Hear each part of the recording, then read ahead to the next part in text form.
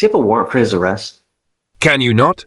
A man enters the courtroom with no respect in his words or demeanor, only to be met with the judge's unwavering correction. Witness the moment of merciless judicial discipline, a stern warning delivered with authority as the consequences behind this report come to light. Will he awaken to the nightmare he stepped into? Felony warrant? You guys check. What was his last name you checked? Green. What time did you get here, Mr. Green?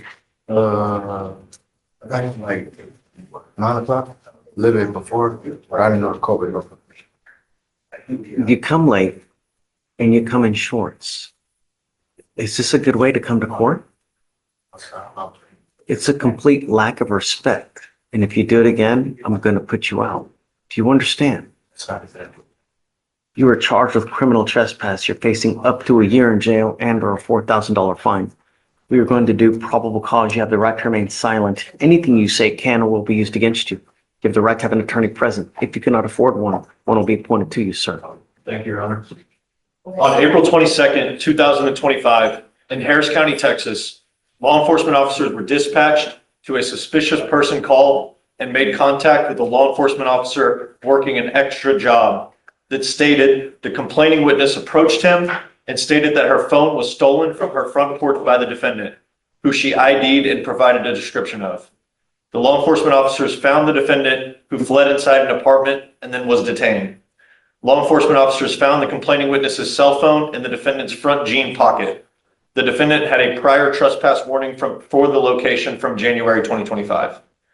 So you go inside that.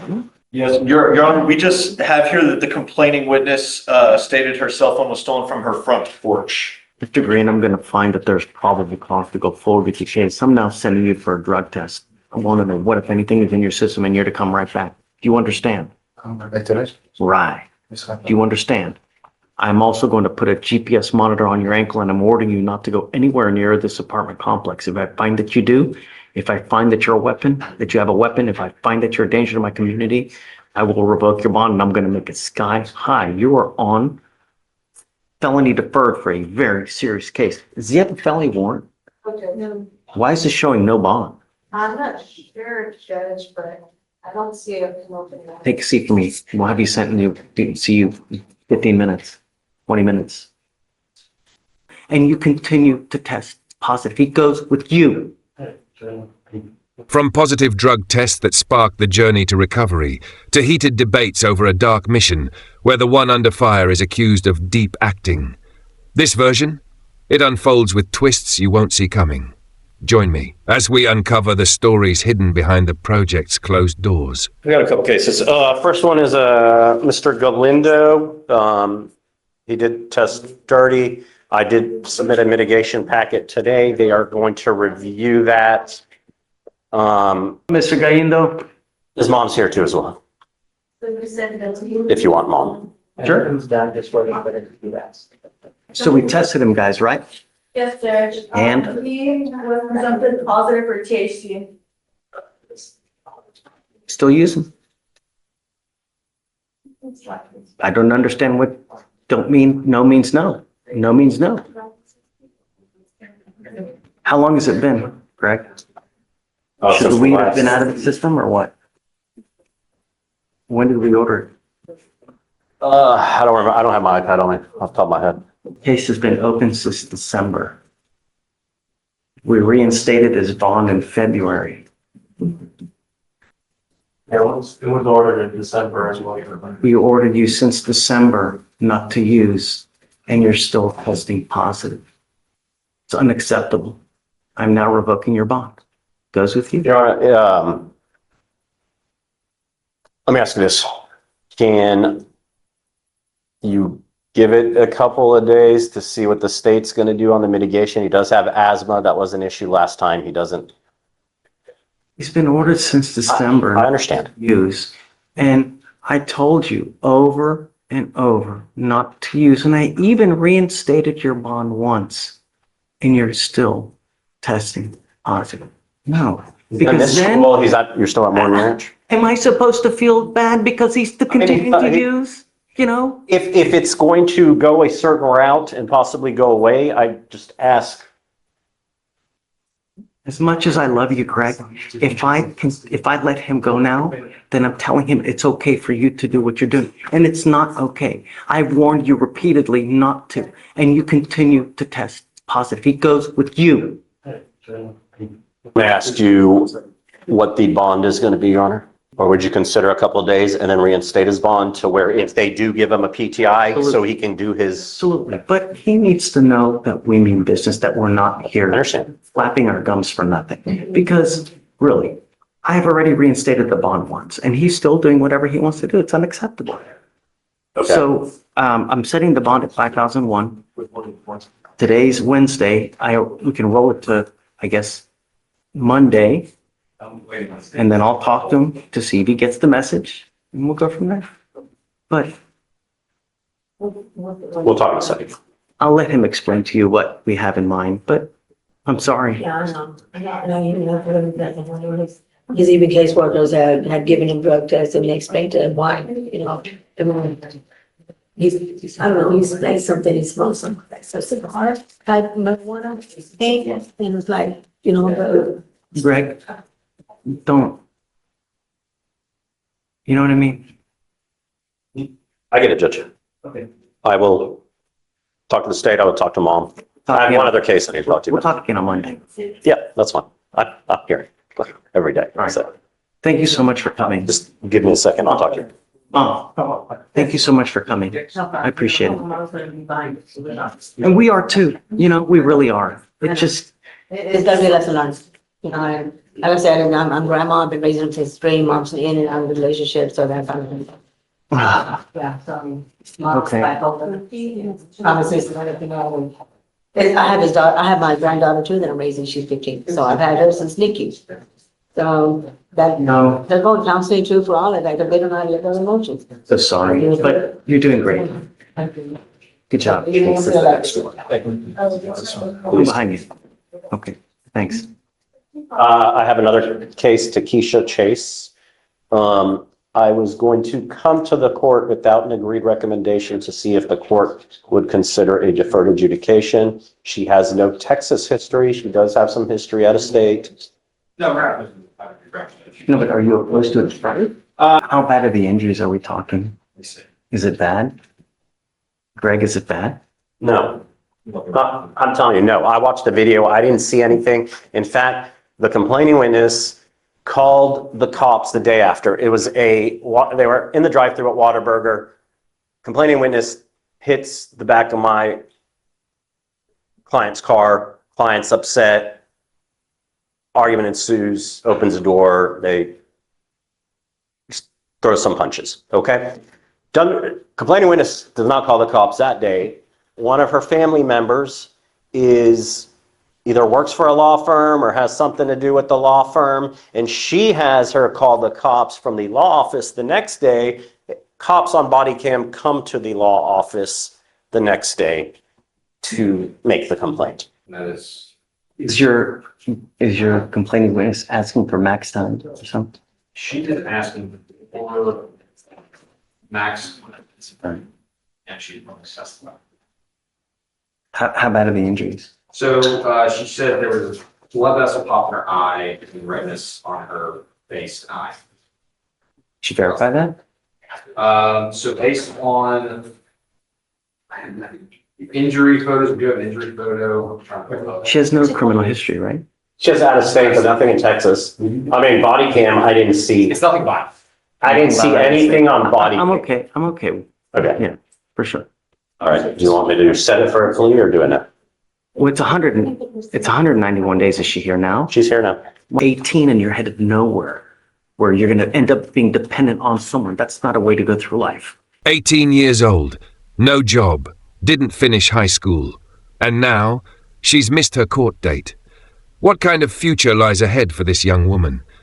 Don't miss the powerful moment when the judge chooses not just to punish, but to extend a hand. A life-changing program is set in motion. The question is, will this thoughtful approach lead to real change?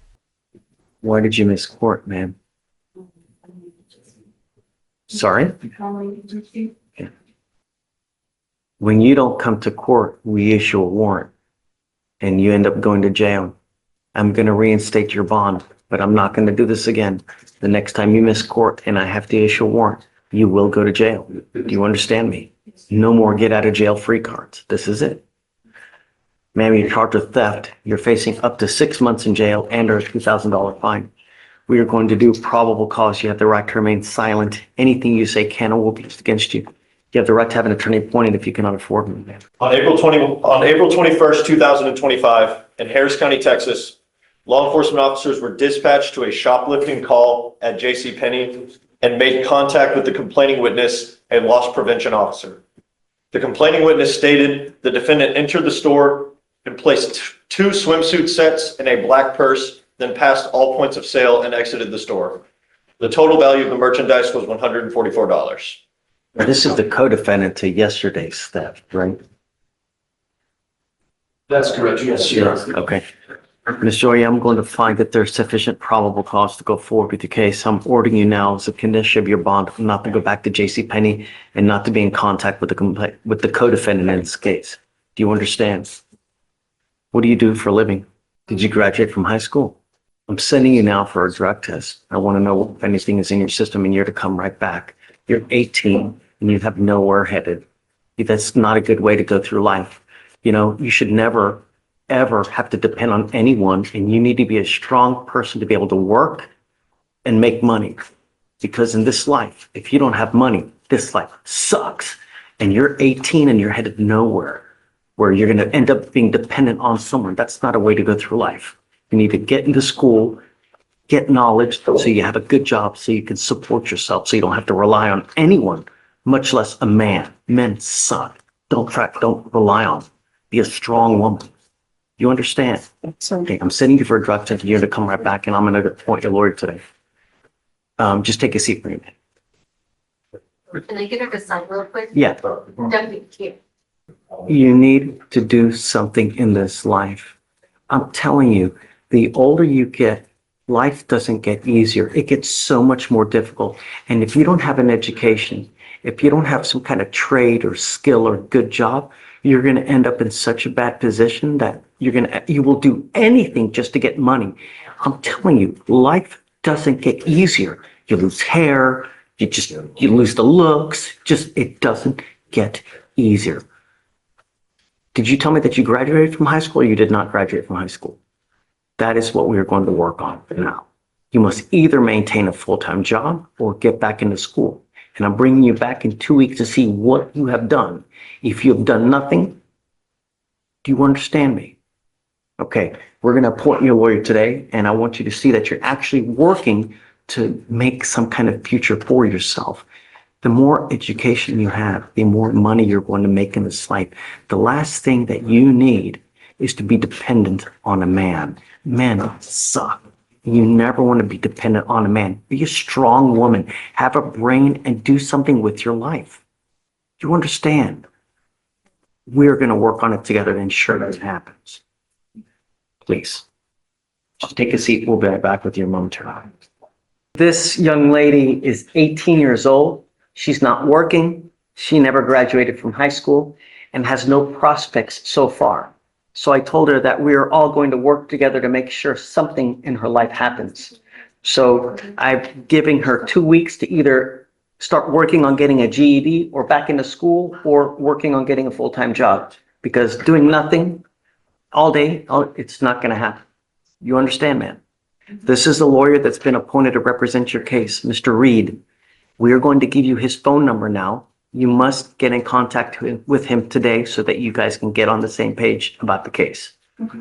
Don't pick up any new cases, and I'm expecting you to work on good things. You understand? Okay, man, make me proud.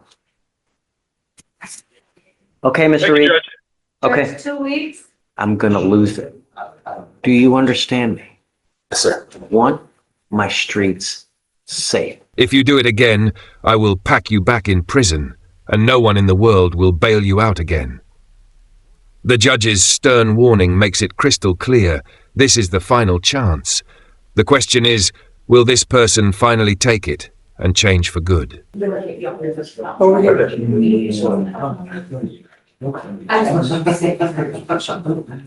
How's jail? Better to be out. That's for sure. We're giving you the opportunity, but I will not do this again. If you pick up a third case, I'm going to lose it. Do you understand me? Yes, sir. Want my streets safe, and I will do everything in my power to protect them. Your lawyer has worked hard to find you a place to go to, and I expect you to go there. I'm putting a monitor on your ankle so I know where you are.